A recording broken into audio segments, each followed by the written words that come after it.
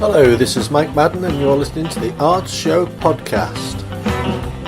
Here you will find interviews with artists, musicians, authors and anyone else in and around the arts. Some of the interviews are recorded direct from the Arts Show on Expat Radio, with one or two specials in between.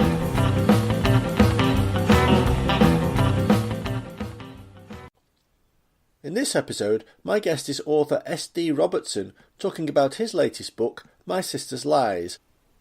We also talk about his journey to become a published author and a few other things besides.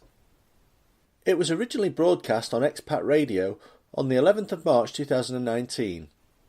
Due to licensing restrictions, we are unable to play the songs from the original broadcast.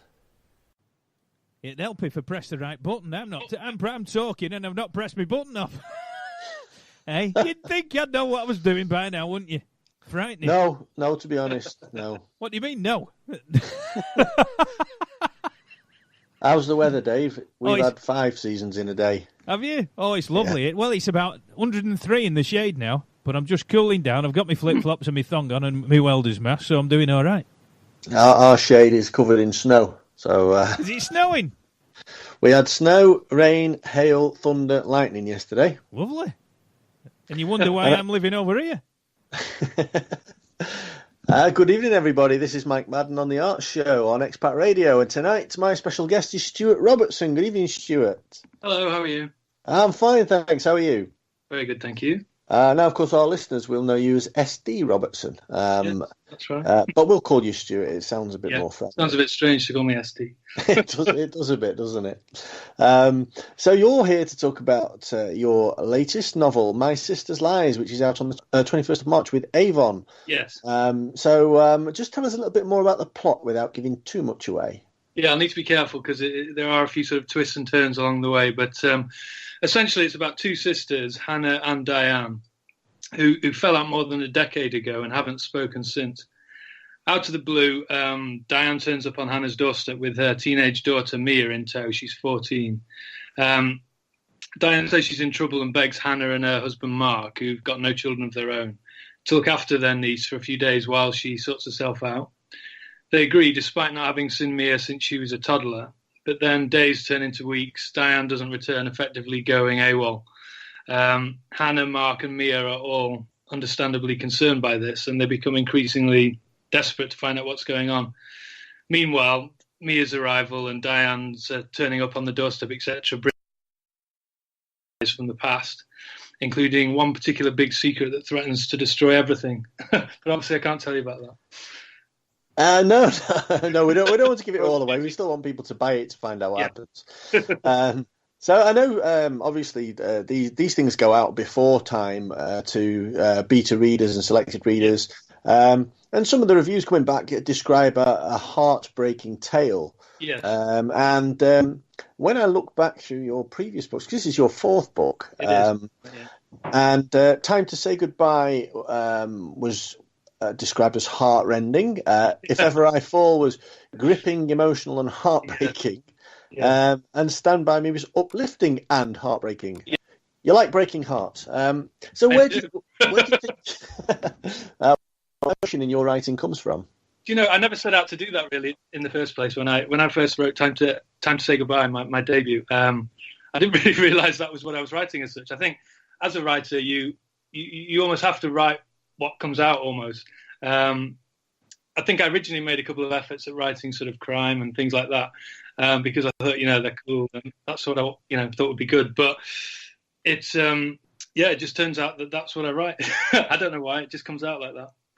And I'm always intrigued by the way Amazon splits things up. And Stand By Me, for instance, yes. It's very high up in a lot of categories, which is great. But one of them is metaphysical and visionary fiction. Where does that come from? Well, I mean, there are elements of a lot of my books, not actually My Sister's Lies. I'll get into that in a minute as to why, but there are a lot of elements of my books that do have a kind of spiritual side to things, a sort of otherworldly look at things, particularly in Time to Say Goodbye and Stand By Me, which aren't linked directly, but they do have a character that's the same from both books. And essentially, well, I'm not giving anything away, even someone who's not read Time to Say Goodbye, to say that the main character in that book is dead. So he basically dies in the first sentence and is kind of a spirit throughout the book.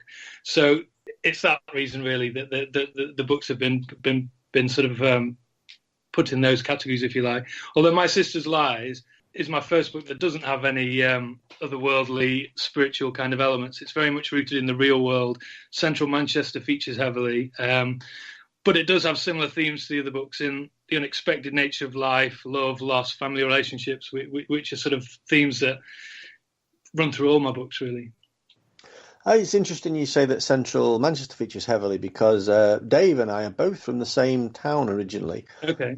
Sale in Cheshire. Oh, so never... They kicked me out. So, they kicked me out and they kept Mike. I was launched out of the country and they kept Madden in the country. This town ain't big enough for the both of us, as they say. So when you describe Central Manchester, do you find you have to stick religiously to the to what actually is in Central Manchester, or do you have sort of license to expand a little bit? I personally, in this case, I've stuck pretty much to it. I mean, the central character lives in a flat in the centre of Manchester. Central Library actually features a little bit. There's nearly all is sort of geographically right, really. I mean, I've not gone to the extent of someone like Ian Rankin at sort of mapping out every little detail kind of thing and going to sort of exactly the certain bar and that kind of thing. But yeah, no, it is definitely true. I mean, interestingly, when I started out writing Time to Say Goodbye, it kind of was based in the outskirts of Manchester, but I decided not to name it. I just sort of called it the city, and did a similar thing in the second book, and then by the third book, having sort of spoken to a few people and that kind of thing, I thought perhaps locating something in a city would be a bad thing in terms of not appealing to as many people, that kind of thing. But actually, I think people like it to be rooted in a real place, and people who are from there say, "Oh, I recognise that place," etc. And people who aren't from there sort of find out about somewhere they don't know, if you like. Yeah, well, I certainly wouldn't concentrate too much on any of the bars in Manchester because they seem to change on almost a weekly basis. Yeah. Now, another interesting one is your audiobooks, and Time to Say Goodbye had a male voice, but all the others have got female voices. Is that something you got involved in deciding who would? Actually, that's not quite true because the second book, If Ever I Fall, has two voices.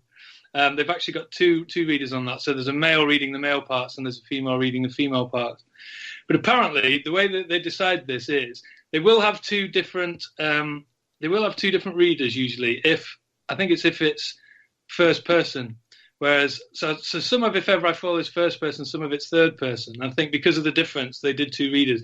But I think usually if it's written in the third person, which Stand By Me was, they will not sort of go away from having one person. But with My Sister's Lies, they have gone with one female reader on that, and there is a male narrator at times. But again, it's in third person, and I think there's more female. There's more female in this one than in a lot of my books. I've kind of jumped around. Time to Say Goodbye was all through one perspective, one male perspective. Right. Okay. And let's touch on your writing journey now, because you're represented by Pat Lomax at the Bell Lomax Agency, which is great because you've now, as I say, you're on your fourth book, and just tell us about how you came about the Pat Lomax and what kind of cycle of rejection you went through before you finally found Pat, and how we finally found Avon. Yeah, well, I mean, it like many authors, I went through quite a long period of rejection. I mean, usually if you want to sort of get published in the traditional way, as in through a mainstream publisher, then you do need to have an agent. And getting an agent takes a while. I mean, like many people will tell you, there's not many people who send off to the first agent and get accepted. So, you go through your series of rejection letters, and you basically just need to get to someone who loves it. And Pat was someone who loved it. She read it straight away and was straight away on the phone to me after she'd finished it saying, I love this book. I want to get it published. And we got on really well. We still do get on really well. And, I think, although I've been with Avon the whole time, I've had quite a lot of different editors and that kind of thing. And the one constant, really, apart from Avon as a whole, in my publishing journey so far has been my agent. And even from getting her to actually getting a deal with Avon. Again, you go through a series of rejections often, and I did as well. And it's just a case of finding the right person, really. I think people get submitted so many things, whether they're agents or whether they're publishers, and they just have to fall in love with it straight away. And it's just finding the right person, really, and being resilient and being tenacious. So from the time that you wrote The End on your first book to getting an agent, to getting a publisher, to actually seeing it on the bookshelves, just give our listeners a sense of how long that actually took. Well, I mean, I would say I'd finished the first draft of it back in about 2012, and it didn't actually appear in bookshops till 2016. So that's 4 years. So finishing it myself. I mean, when I say I finished the first draft, obviously I redrafted it several times before I even sent it out. Then I sent it to various places. Then I found Pat as my agent, and then there was quite a long period. And then after I finally signed my contract, which I think was in 2014, I had almost 2 years before it actually got published. It's certainly not a quick fix. Well, I mean, my background previously was in newspaper journalism, which is the exact opposite. Everything's they want everything yesterday, as opposed to, whereas with publishing, it's definitely much slower process. Yes, it's interesting that a local newspaper editor to a full-time writer making up your own stories as opposed to reporting on real stories. Yeah. Did you get any inspiration from your work on the newspaper?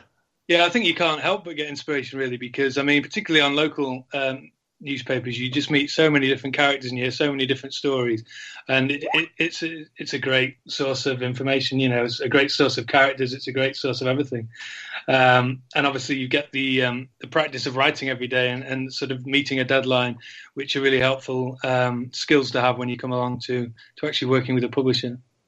And do you find it sort of less stressful now that you're a writer, or is it actually the sense that a newspaper deadline, because it comes along so often, always gets done by you and your team, whereas with novel deadlines, you're working with the huge machine of Avon, and essentially there's a lot of pressure on yourself?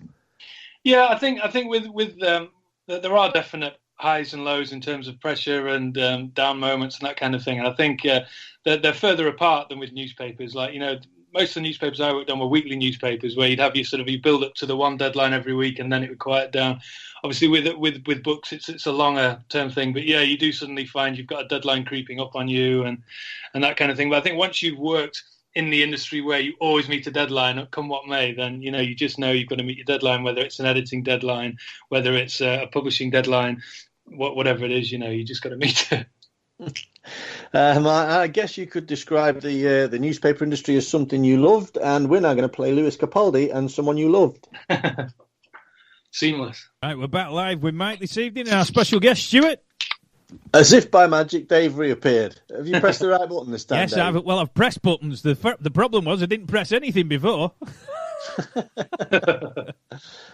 This is Mike Madden on the Art Show on Expat Radio, and tonight I'm talking to Stuart Robertson. And before the break, we were talking about his latest book, My Sister's Lies. So now we're going to just talk about Stuart's background. And so what gave you the inspiration to be a novelist? Because I know this started at a very early age. Yeah, I think it was one of the, I think there's quite a few novelists who feel like this, that, from a very young age, I read a lot, and it was just one of those dream jobs, I suppose, that you think you'll never actually do. But luckily, I managed to actually find a way to. But yeah, reading sort of books as like a child, Enid Blyton, that kind of thing were probably the things I was in first. And then I've always been a keen reader. When I left university, obviously jumping forward a few years, I think I wanted to do it then, but I didn't really feel I had enough to say. I didn't really know what I wanted to write about. And it was one of the reasons I actually went into newspapers, because I thought, it's a good job to write every day, that kind of thing. And maybe I'll get some good ideas from doing this, And then it was quite a few years later that I actually sat down and did it, because if you're writing every day for any job, I think it's hard to go home and then write again as a sort of a hobby, if you like. Yeah, it's interesting that last week we had on another Avon author, Maddie Please, and she said that one of the courses she went on said that you have to write 1 million words before you become any good as a writer. Okay. But being involved with newspapers, I guess you're probably not far, if not past that by now. Well, yeah, possibly. I mean, I did actually write a previous book to the one that was published, my first book that was published, and that's still sort of gathering dust in a drawer somewhere now, probably rightly so. I sort of view that as my sort of creative writing course in some ways. I didn't actually sort of do a course like some people do. I just sort of got down and wrote something, and I think sort of the actual practice of doing that was really, really helpful in terms of working out the differences between writing in a newspaper non-fictionally and writing fictionally, because it is different. And actually doing it for me was a really good way to sort of work that out. So if I go back through your previous jobs, holiday rep, door-to-door salesman, train cleaner, kitchen porter, and mobile phone network engineer, there can't have been a lot of writing in many of those. No. I mean, I went through a period of traveling and sort of living abroad, and just for a year or so, really. And it was during that period that I did a lot of these things.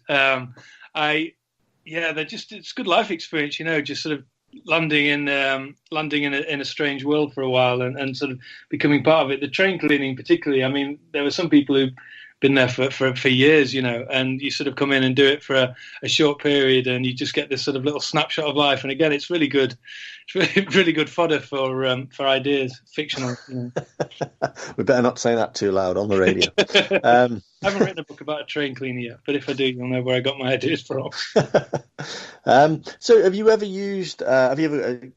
been part of a writing group or attended literary festivals to sort of boost your presence or knowledge of writing? I went to a literary festival in Burnley when was it, like a year and a half ago. I was invited to go to that to speak. I actually haven't been to any other literary festivals. They don't actually have an awful lot around Manchester where I live.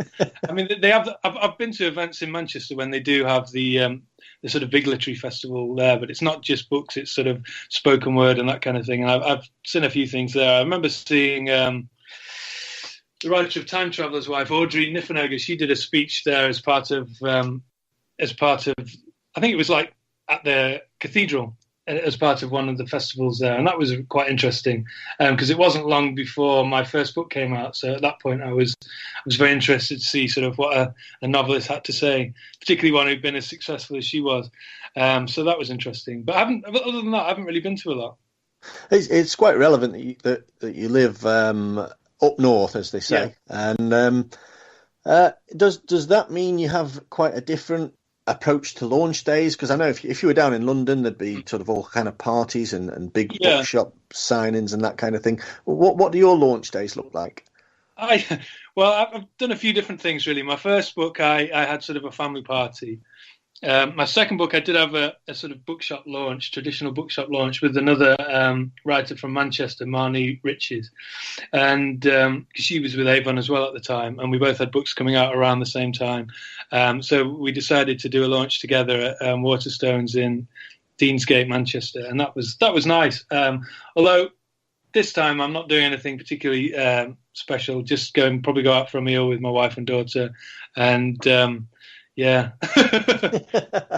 Now, one thing that you have done to promote your work is you've been on blog tours, yes. And for those who don't know, you sort of get interviewed by a blogger, and you can contribute your own blog to the blog, if you like. And there's a couple of interesting things that I noticed there. You've got a technique to write out a character profile, even down to their manner of speaking. Is this something that you refer to constantly, or is it just kind of in the background? No, I'd say, I think, that's probably the more you do these kind of things, the easier it becomes. I think particularly when you're starting out, it's quite helpful to do that kind of thing. I tend to always, when I'm starting a new book, I'll usually come up with a synopsis first, and then I will do a basic character profile for every character. I usually have a notebook for that particular book with character profiles, and then I'll add to it as I go through, really. So, if I describe them in a certain way, I'll make a note of that, and then ways they talk and that kind of thing. I mean, obviously, if you do want to sort of distinguish one character from another, different manners of speaking and that kind of thing are always helpful, So, yeah. But I think it's a process that gets easier the more you do it. You just have to try and remember not to reuse names you've used before and that kind of thing. Yes, and I guess your books are unrelated, which is quite useful because I know some people who write series they have lists and lists and lists of characteristics and things like that. So another technique that you use is reading your work aloud. So do you just do that to yourself or to your cat or to another person? How does that work? Really. I mean, my cat likes to listen sometimes. But I think particularly with dialogue, if you do, I don't always really notice I'm doing it, but I think I do tend to read it out loud because I think the more you can do that, the more you realise whether it sounds real or not. And obviously you want your dialogue to sound as real as possible. And actually dialogue's probably the part of writing that I enjoy the most for some reason. I don't know why, whether it's sort of back to newspaper days, reporting sort of council meetings and that kind of thing, what people said. But I do really enjoy writing dialogue. I find it flows a lot quicker than anything else. I know a few writers like that, actually. One of the links that very frustratingly didn't work was your tips to beat writer's block. Oh, yeah. So what would you suggest? I look back at those sometimes.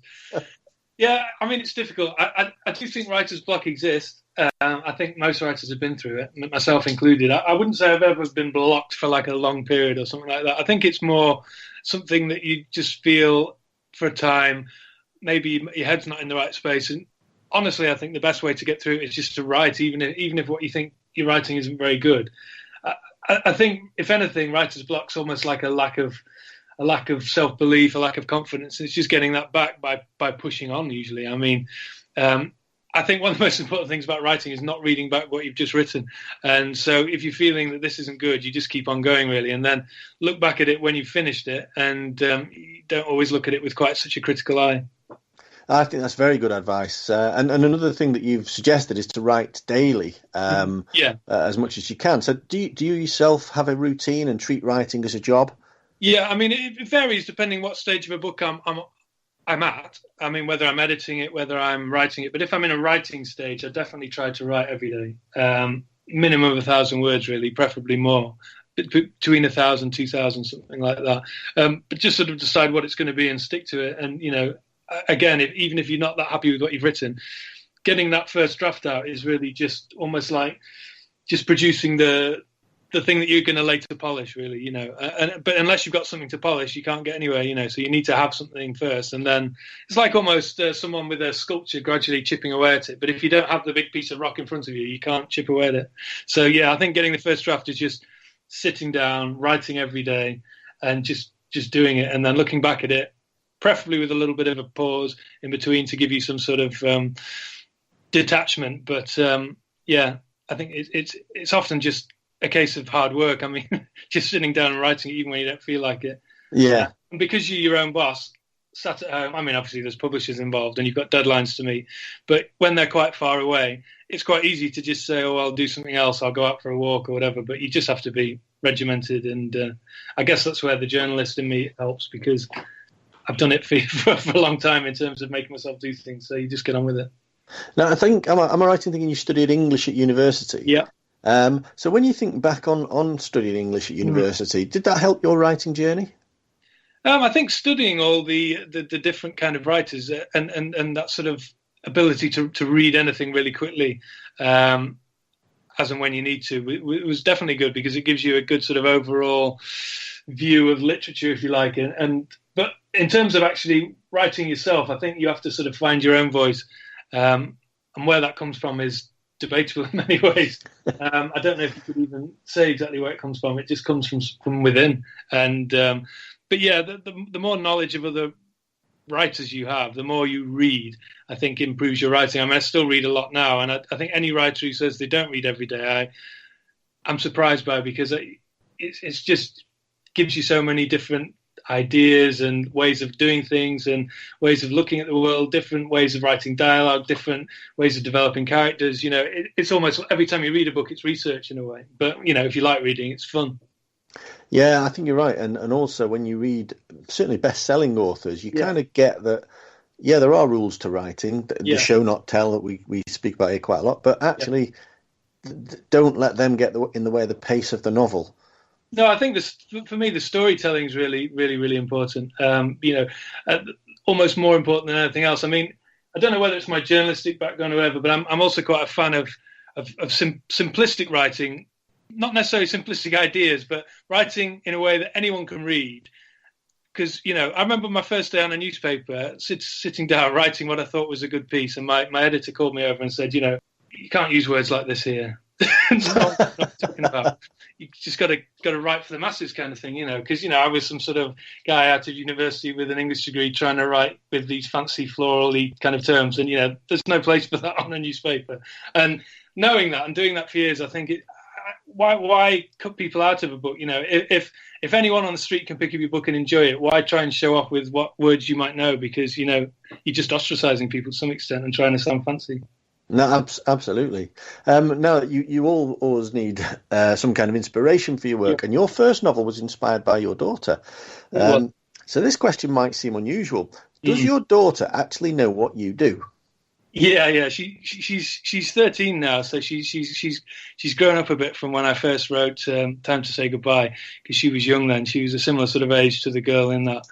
And yeah, she's not actually read any of my books yet. And I wouldn't push her to do so either. Whenever she wants to, she's welcome to. But yeah, she knows what I do, and she knows the first book was inspired by my relationship with her, because at the time I started writing it, I was basically a stay-at-home dad with her, and having given up my journalistic career with a view to writing books. But at the time, I wasn't making any money from it. I didn't have a contract. So, on paper, I was just a stay-at-home dad. I say just a stay-at-home dad. It's a job in itself as well, particularly when she was so young. Now she's a bit older.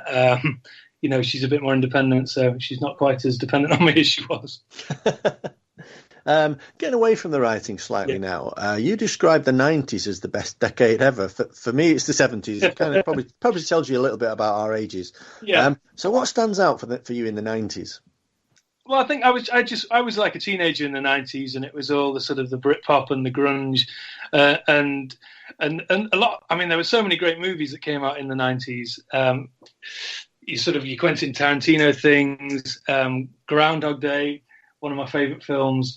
It's for me, it's just a period. I think anyone who's sort of a teenager in any period, it's such a sort of seminal time for you. You just really remember these things, and they help form your personality, don't they? And for me, that was definitely the 90s. I think it definitely helps with the personality. I met my wife in the 90s as well. I should say that too. Well, there's the brownie points for tonight. But moving on to the modern day, and you're an active user of Twitter, and in your Twitter profile, it actually says you're a reluctant DIYer. Yeah. I guess your wife knows that as well. Yeah, well, I'm reluctant for two reasons, really. One reason, I don't particularly like doing it. Second reason is, when I am doing it, it's often a way to not write, as in procrastination, which is always a danger for any author, to get away from it. But yeah, I'm not too bad at it. I try my hand at it. My dad used to be very good at DIY, and I'm one of these people who, if I can do it myself and not pay someone to come and do it, I'd rather try and possibly break something in the process. I was known originally for fixing everything with blue tack when I was younger. I've got a little bit better than that. I'm a DIY avoider, never mind reluctant. Now, I was in a place called Massagna near Brindisi not long ago. Not really touristy, very Italian, and the best restaurant, according to TripAdvisor, was Burger Eats. An Italian burger restaurant, and it was absolutely fabulous. And I know you're a fan of posh burgers. I am. So go on, give your local restaurant a plug. Well, I'm a big fan of Solita in Manchester, I would say. That's probably my go-back place. The one in the Northern Quarter, the original one, I think it was. Yes, indeed, yes. Definitely, I definitely choose that. Wonderful. Well, we are sadly running out of time, so in the minutes that remain, just give our listeners an idea of where they can find out about you and your work and social media and anything like that. Sure, yeah. My website, which is probably the best first point of call, is sdrobertsonauthor.com. I'm also on Twitter and Facebook, SDR Author on Twitter and SD Robertson Author on Facebook, although those links are all on the website as well. The new book's obviously out on 21st of March, next Thursday. That's available from Amazon, Kobo, iBooks, indie bookstores, Waterstones, W.H. Smith's. If you can't find it, they'd be able to order it for you. And it's in paperback, ebook, and audiobook. Absolutely wonderful. It's been fantastic talking to you, and hopefully you'll come back on and tell us about your 5th book. I'll do my best. As we said, your first novel was inspired by your daughter, and we're going to play out with Doing It All for My Baby with Huey Lewis and the News. You've been listening to the Arts Show podcast with Mike Madden. Come back soon for more artists, authors, musicians and anyone else connected with the arts. We're going to play out with Mike Sanchez and I Don't Stand a Chance. Baby, you hiding something that you don't want me to know, because I'm getting a vibe from way down the side, like you're just about ready to go. If you can't tell me where you stayed last night, you just can't cope with treating me right. I'm on the road to heartbreak. Now's the time to tell me so, because I'm getting a chill like I'm gonna be ill. I know you don't want me no more. I won't be satisfied with your little white lies. Girl, I've only just begun to realize I don't stand a chance. I don't stand a chance. You don't wanna know and I can't make you dance. Well, I said goodbye. Find yourself another guy. I wish you were mine, but I'm losing my mind. I don't stand a chance.